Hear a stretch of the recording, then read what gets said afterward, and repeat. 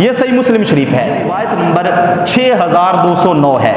हज़रत आयशा रज़ियल्लाहु ताला अन्हा फरमाती हैं, काना रसूलुल्लाह सल्लल्लाहु ताला अलैहि वसल्लम मुदताजिअन फी बैतिही काशिफन अन फाखिज़ैहि औ साक़ैहि।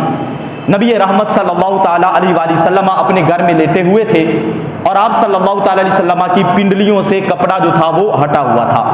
फस्तअज़ना अबू बकरिन, हज़रत अबू बकर सिद्दीक़ रज़ियल्लाहु ताला अन्हु ने इजाज़त तलब की।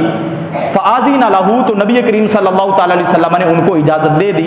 वहुवा अला तिलकल हाल, और नबी करीम सल्लल्लाहु ताला अलैहि वसल्लम उसी हालत में रहे, यानी पिंडली से कपड़ा हटा हुआ था तो हुजूर इसी हालत में रहे, कपड़े के जरिए पिंडली को छुपाया नहीं। फ़तहद्दसा, फिर बातचीत करने लग गए। सुम्मस्तअज़ना उमर, फिर हज़रत उमर ने इजाज़त तलब की। फ़अज़िना लहू, हुजूर ने उनको इजाज़त दी और हुजूर इसी हालत में रहे। फिर हज़रत उस्मान रज़ियल्लाहु ताला अन्हु ने इजाज़त तलब की।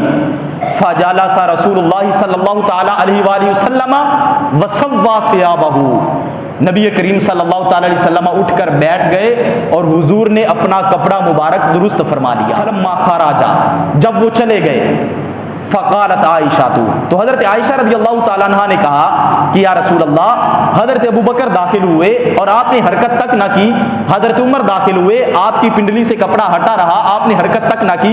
जब हज़रत उस्मान आए, फ़जलस्ता वसव्वैता सियाबका, महबूब आप उठकर बैठ गए और आपने अपने कपड़े को दुरुस्त कर लिया, ये क्या वजह थी? तो नबी करीम सल्लल्लाहु ताला अलैहि वसल्लम ने फरमाया, अला अस्तही मिर रजुलिन तस्तही मिनहुल मलाइका, ए आयशा, क्या मैं उस शख्स से हया ना करूं जिससे रब के फरिश्ते भी हया करते हैं।